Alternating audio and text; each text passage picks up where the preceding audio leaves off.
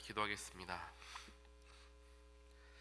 사랑과 능력의 하나님 감사합니다. 오늘 이 새벽에도 저희들을 단잠에서 깨워주시고 주님의 말씀 앞으로 나아올 수 있도록 인도하신 하나님의 은혜에 감사합니다. 또한 새로운 하루를 우리에게 선물로 주시어 새 호흡과 새 마음을 가지고 주님의 은혜를 대하게 하시니 또한 감사합니다. 주어진 모든 순간이 하나님의 은혜인 줄 깨달을 수 있는 우리 모두가 되게 하시어서 오늘 하루도 나에게 선물로 주어진 복된 하루라는 마음가짐을 가지고 감사한 마음으로 대할 수 있는 우리가 되게 하여 주시옵소서.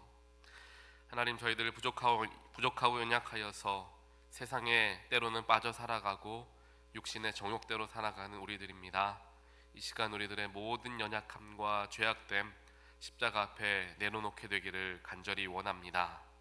성령께서 이 시간 저희들의 마음을 온전하게 주장하여 주시어 정결함과 거룩함 또한 깨끗한 마음을 우리들 가운데 허락하여 주시어서 우리가 오늘 예배를 통하여 또한 말씀을 통하여 주님의 놀라우신 은혜와 또한 겸손함과 거룩하심을 채우고 돌아가는 귀한 자리가 되게 하여 주시옵소서.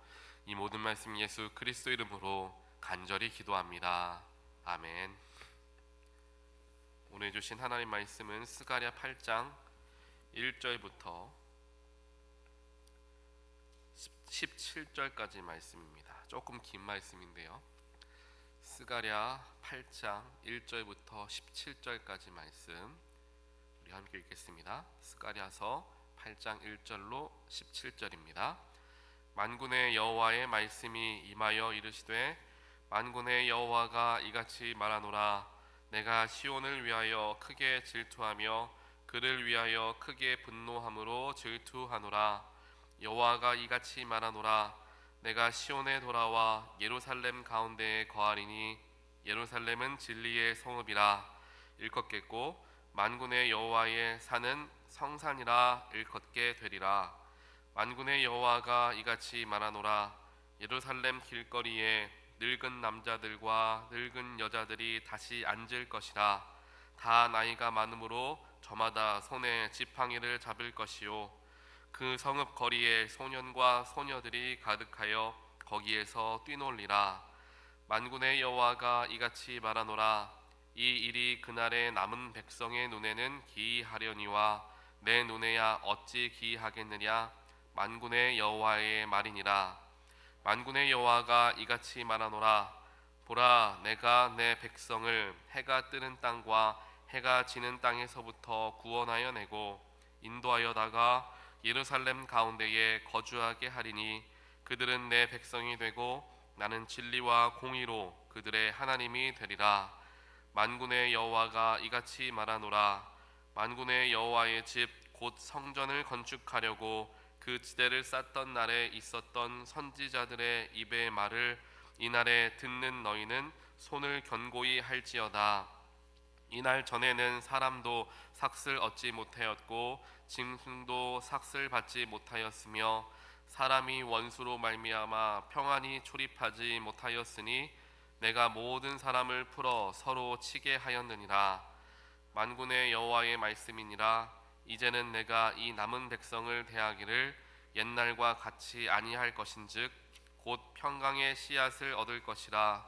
포도나무가 열매를 맺으며 땅이 산물을 내며 하늘은 이슬을 내리리니 내가 이 남은 백성으로 이 모든 것을 누리게 하리라. 유다 족속아 이스라엘 족속아 너희가 이방인 가운데에서 저주가 되었었으나 이제는 내가 너희를 구원하여 너희가 복이 되게 하리니 두려워하지 말지니라. 손을 견고히 할지니라. 만군의 여호와가 이같이 말하노라. 너희 조상들이 나를 경노하게 하였을 때에 내가 그들에게 재앙을 내리기로 뜻하고 뉘우치지 아니하였으나 이제 내가 다시 예루살렘과 유다 족속에게 은혜를 베풀기로 뜻하였나니 너희는 두려워하지 말지니라. 너희가 행할 일은 이러하니라. 너희는 이웃과 더불어 진리를 말하며 너희 성문에서 진실하고 화평한 재판을 베풀고 마음에 서로 해하기를 도모하지 말며 거짓 맹세를 좋아하지 말라. 이 모든 일은 내가 미워하는 것이니라. 여호와의 말이니라. 아멘. 네, 오늘 조금 긴 말씀 우리가 함께 보았습니다. 스가랴서 8장 말씀을 우리가 대하는데요. 스가랴에게 하나님께서 7가지의 환상을 보게 하시면서 이제 1차 포로 귀환을 하게 된 유대인들에게 어떠한 일들이 일어나게 될 것인가, 또한 그들은 어떠한 마음을 가져야 하는가에 대해서 환상을 통하여서 그들에게 가르쳐 주셨습니다. 그 환상을 마치고 나서 하나님께서 스가랴를 통하여서 다시 한번 회복의 메시지를 유다 백성들에게 허락하고 있습니다. 오늘 주신 하나님의 말씀이 저와 여러분의 삶에 귀한 생명의 말씀이 되시기를 주님의 이름으로 간절히 축원드립니다. 하나님은 우리의 일상을 회복시키길 원하시고 우리의 죽어가는 영혼을 깨우시길 원하시는 분이 우리 아버지 하나님이십니다. 하나님은 그것이 가장 큰 관심이고 그것이 가장 큰 목적입니다. 우리에게 건강을 주시는 이유도, 물질의 축복을 주시는 이유도, 삶의 평안을 주시는 모든 이유도 결국 우리의 영을 살리기 위한 하나님의 마음이 가장 중요한 상황 속에서 그 모든 은혜와 축복을 우리에게 주시는 것이지, 그냥 이 세상에서 잘 먹고 잘 살라 그렇게 하기 위해서 우리에게 축복을 주시는 게 결코 아니다라는 사실입니다. 그렇다면 우리가 기억해야 할 것은 우리에게 주어진 모든 하나님의 은혜, 또한 주어진 모든 하나님의 복과 같은 일들은 결국 나의 영을 살피는 데에 사용해야 할 것이고 생명을 살리는 일에 사용해야 한다라는 것을 우리가 유념해야 합니다. 그래야 그 모든 것을 주신 하나님의 목적에 부합하는 삶을 살아갈 수 있게 되기 때문입니다. 또 그래야 하나님이 부어주시는 놀라운 은혜와 축복이 끊임없이 우리의 삶에 공급되어질 수 있습니다. 우리가 몸에 예를 들면 어느 혈관이 막히게 되면 동맥경화라고 하지 않습니까? 동맥경화가 일어나게 되면은 피가 돌지 못해서 결국 뇌가 막히거나 여러 가지 일들로 인하여서 몸이 이제 기능을 제대로 할 수 없게 되는 것과 마찬가지일 수 있습니다. 하나님은 끊임없이 우리에게, 저와 여러분들에게 하나님의 놀라우신 축복과 선하심과 인자하심을 부어 넣어 주시는데, 내 안에 죄로 인하여서, 내 삶의 죄로 인하여서 그 축복과 은혜의 길이 막혀버리게 되면 마치 육신의 동맥경화와 같이 내 영혼이 나도 모르는 사이에 죽어가게 된다라는 거예요. 그렇기 때문에 우리는 스스로 몸을 살피기 위해서 건강검진도 받고 혈압 체크도 하고 혈당 체크하는 것과 같이 우리의 영혼에 대한 그러한 영적인 상태를 체크하려는 노력들을 날마다 기울여야 합니다. 그것이 결국에 말씀 앞에 서는 것이고, 말씀을 읽는 것만 하는 것이 아니라 말씀을 듣고 읽고 내 삶에 비추어 보며 나의 삶을, 오늘 나의 하루의 삶을 조정해 나아갈 때에 그게 진짜 내 영혼을 돌보는 시간, 돌보는 말씀이 되어진다라는 것입니다. 그러한 말씀을 하나님께서는 유다 백성들에게 허락해 주길 원하셨습니다. 그래서 포로 귀환, 1차 포로 귀환 공동체죠. 첫 번째로 포로에서 귀환한 공동체들에게 여러 가지 어려움이 있었습니다. 당연히 그 당시에 예루살렘은 다 황폐화되어 있었기 때문에 모든 것을 다시금 재건해야만 했던 때였습니다.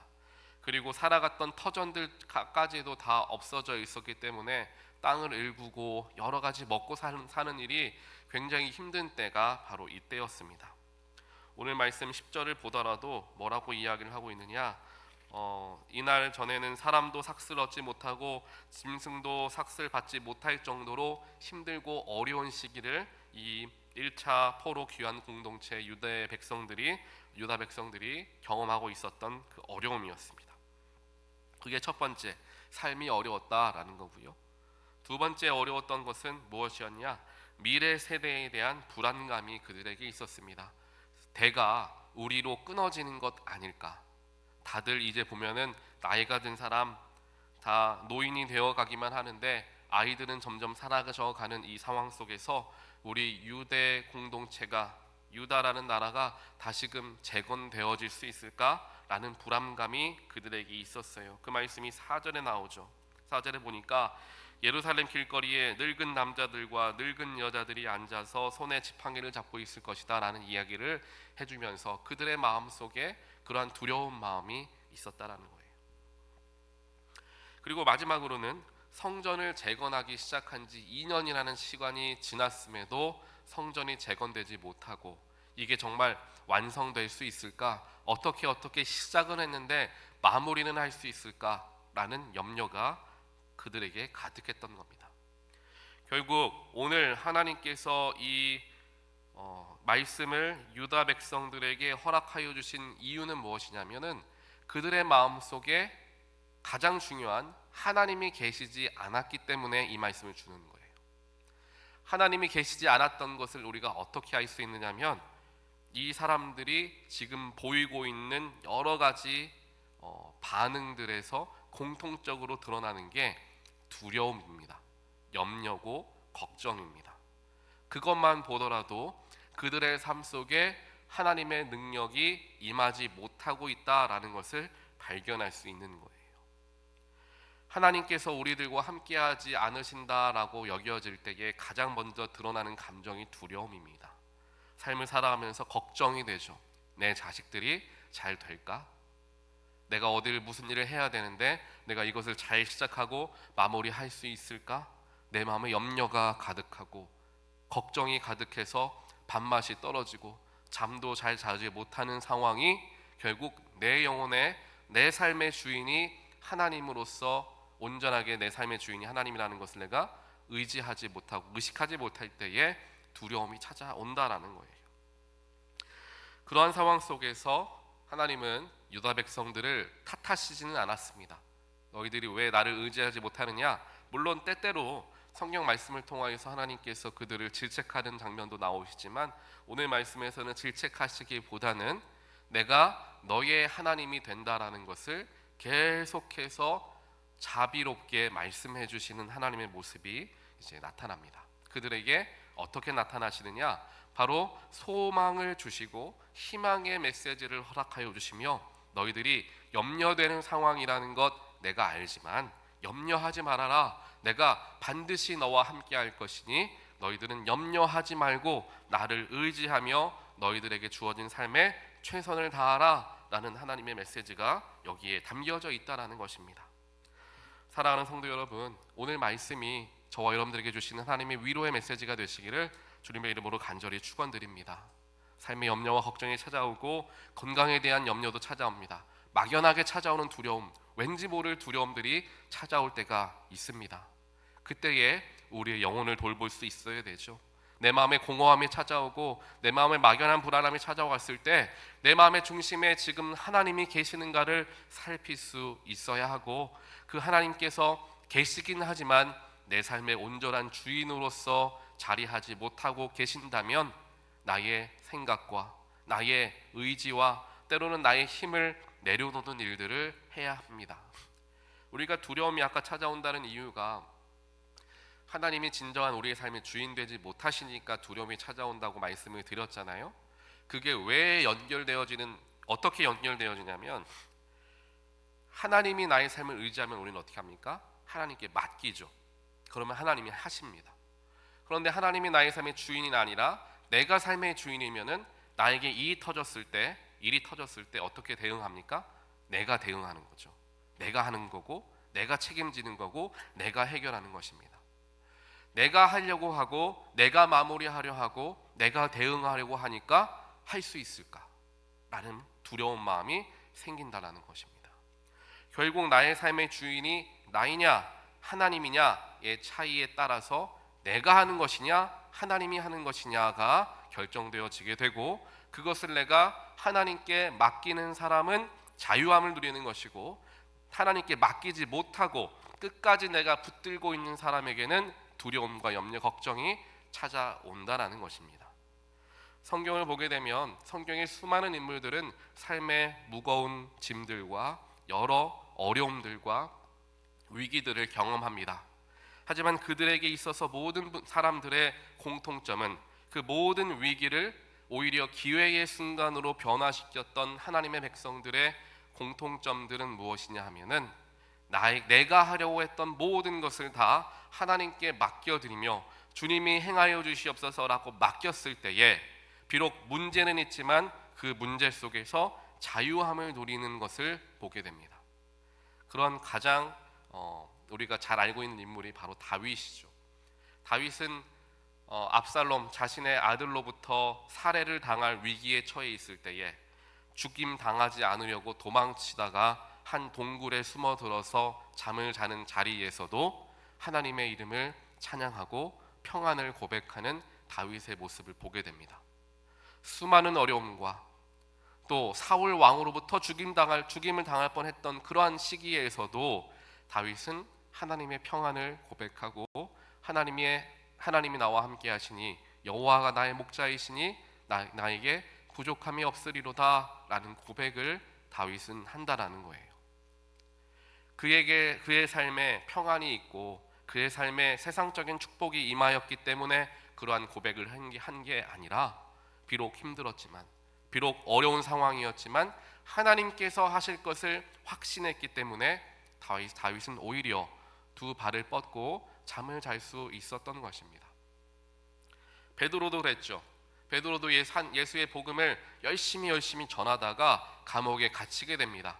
감옥에 갇혀서 이제 언제 죽을지 모르는 그러한 급박한 상황 속에서 베드로는 두 발 뻗고 코를 골며 자다가 천사가 깨우는 소리도 듣지 못해요. 그 정도로.